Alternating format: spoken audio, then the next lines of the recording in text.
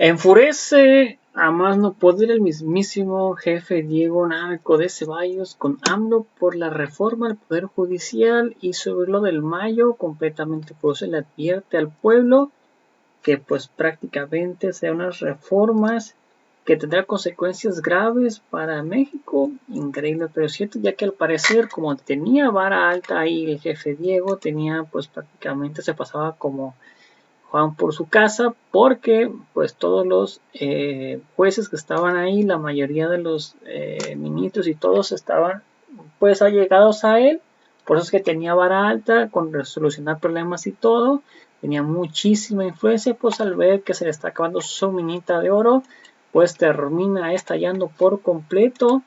Increíble, pero cierto, así que pues bueno, sin más preámbulo, pues veamos de qué se trata, cómo estuvo y ahorita comentamos, porque no, y todo comenzó pues prácticamente así, de esta manera. Diego Fernández de Ceballos en la línea telefónica, colaborador en este espacio, siempre bienvenido, por supuesto. Tiene más preguntas que respuestas. ¿Qué te parece, Diego, todo este asunto del Mayo Zambada? Hoy se están publicando unos datos interesantes, no sé si ya los conoces, vienen firmados por el periodista Joan Grillo del portal Crash Out, del propio Joan Grillo, él es británico, y dice que Frank Pérez, el abogado del Mayo Zambada, el que publicó la carta del sábado, se inició como detective de narcóticos en la Fuerza Policial de Dallas, pero luego pasó de perseguir a narcotraficantes a convertirse en abogado defensor de ellos. A fines del mes pasado, finalmente consiguió al cliente de su vida, el capo mexicano Ismael El Mayo Zambada, uno de los mayores capos de la droga en la historia. ¿Qué te parece, Diego? ¿Cómo estás? Buenas noches. José, buenas noches. Pues mi comentario es el siguiente. Cuando las más altas autoridades del país mienten por costumbre, condenan a priori a sus adversarios y exoneran a priori a los que forman parte de su gavilla, la verdad se oculta por algún tiempo y por lo pronto solo queda espacio para las especulaciones. El caso del Mayo Zambada es un ejemplo más.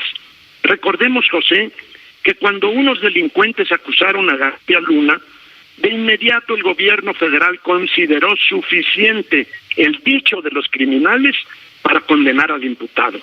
Y ahora cuando el Mayo Zambada involucra directamente al gobernador de Sonora, Rubén Rocha, inmediatamente fue desmentido por el presidente, por su sucesora y por todos los gobernadores morenistas.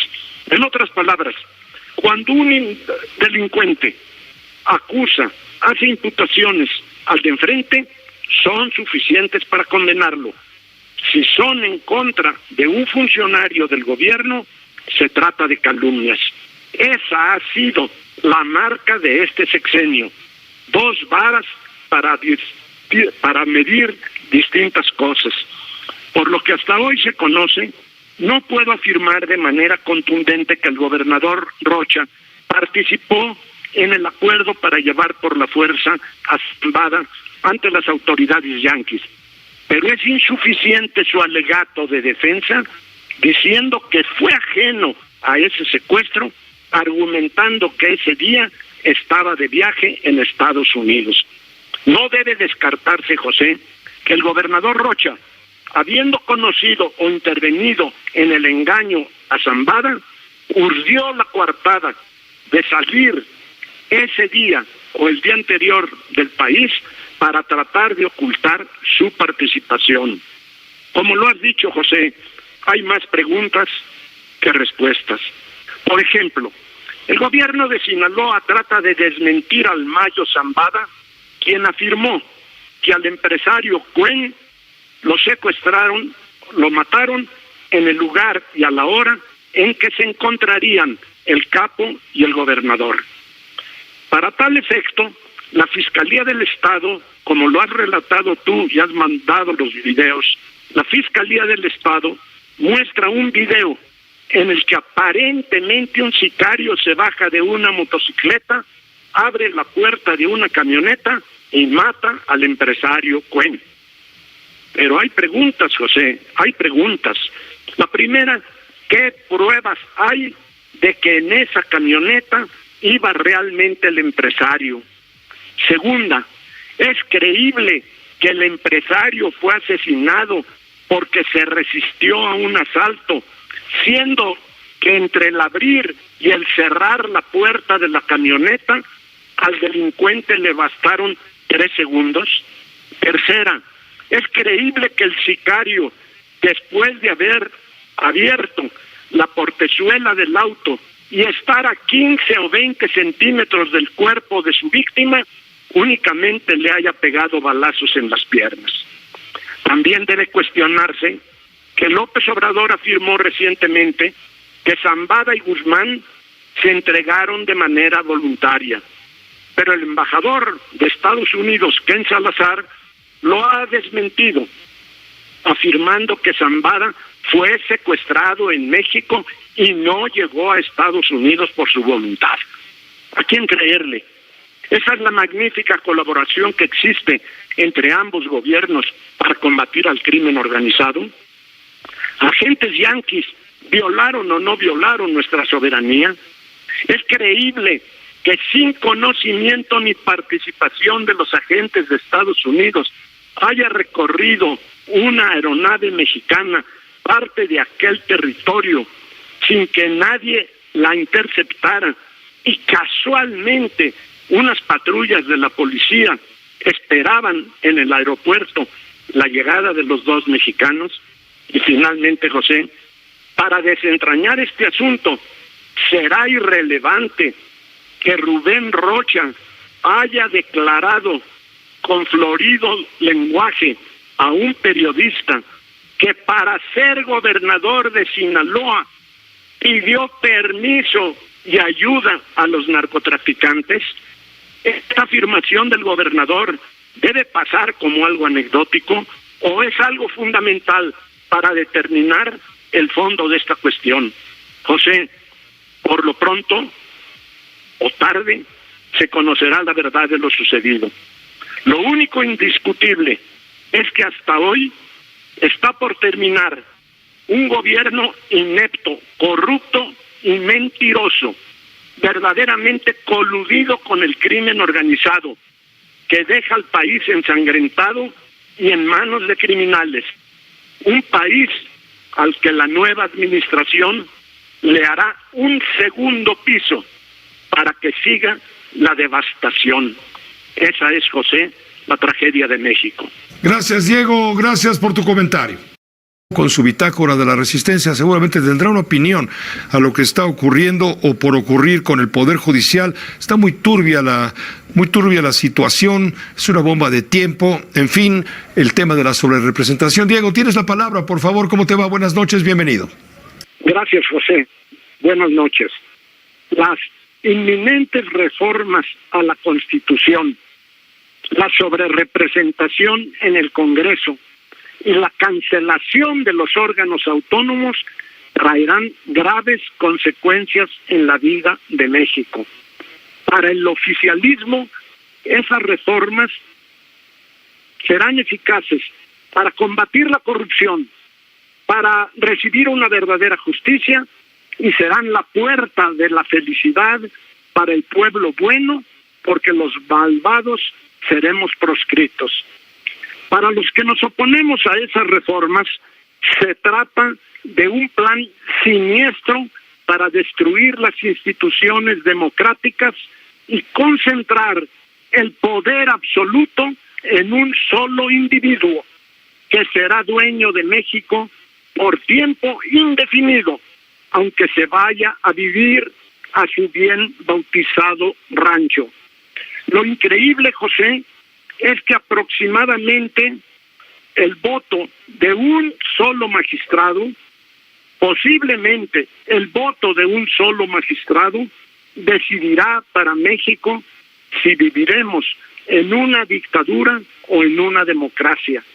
Pero sea cual sea el escenario que se nos presentará en los próximos días, la responsabilidad de los ciudadanos conscientes, hombres y mujeres, será asumir la realidad con serenidad y con valentía, y de manera permanente convocar a los mexicanos a rescatar sus derechos y sus libertades. No es la primera vez en la historia de la humanidad en que un psicópata astuto y perverso dio mendrugos a los pobres, engañó a los ignorantes y sometió a los cobardes para sujuzgarlos a todos. Si gran parte de la comunidad mexicana desprecia la política y carece de responsabilidades sociales, no debe extrañarnos la llegada sucesiva de gobiernos cada vez más incompetentes, corruptos y mentirosos. En la reciente elección, 40 millones de ciudadanos mexicanos se abstuvieron de ir a votar. Algunos pueden pensar que con las reformas en curso pronto se abrirán las puertas del paraíso, y otros consideramos que vamos a un maldito infierno, pero de lo que podemos estar seguros es que en México sí pueden lograrse los cambios, que en el caso de que se impongan esas reformas, que se acabará en México la división de poderes y la obligación de los gobernantes de rendir cuentas a los gobernados. Lo más siniestro de todo, José, de todo lo que viene, es que el próximo gobierno ni siquiera se verá precisado a violar la Constitución y las demás leyes, porque tendrá el poder fáctico para modificarlas como le venga en gana e imponerlas como se le antoje al cerebro enfermo y resentido, saturado de odio y de frustraciones. José, son dos los grandes errores que podemos cometer los ciudadanos que queremos para México el orden y la libertad. El primero sería resignarnos ante los atropellos, pensando que cualquier esfuerzo libertario será derrotado y que solo despertaremos la ira del poderoso. El segundo error sería responder al odio con odio y a la violencia con violencia. Que el gobierno desorganizado y el crimen organizado constituyan un todo criminal está a la vista, y eso nos obliga a estar conscientes de que la solución no será rápida ni sencilla. Empecemos pues a recorrer con toda serenidad y valor el camino largo pero seguro que nos espera, sin pausas ni atropellamientos, pero con la certeza de que ese es nuestro deber, porque México no está condenado a la ignominia perpetua, y que si vamos creando, principalmente en las mujeres y en la juventud, la idea central del bien ser para el bien vivir, más pronto de lo que se pueda pensar, México vivirá de nuevo su amanecer. José, la naturaleza nos enseña que después de la noche viene siempre la alborada, pero lo que sí está en nuestras manos es hacer renacer en la vida social lo más pronto posible el sentido de responsabilidad y el cumplimiento del deber. Venezuela es el ejemplo trágico de a dónde no debemos llegar, pero también es el ejemplo luminoso de la capacidad de un pueblo para hacer valer su dignidad y luchar por su libertad enfrentándose al tirano.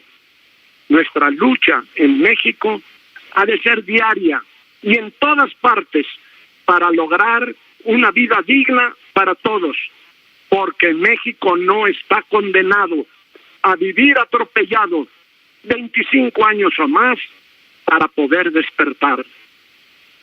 Gracias, Diego. Gracias como siempre. A ti. Adiós. Adiós, Diego Fernández de Ceballos.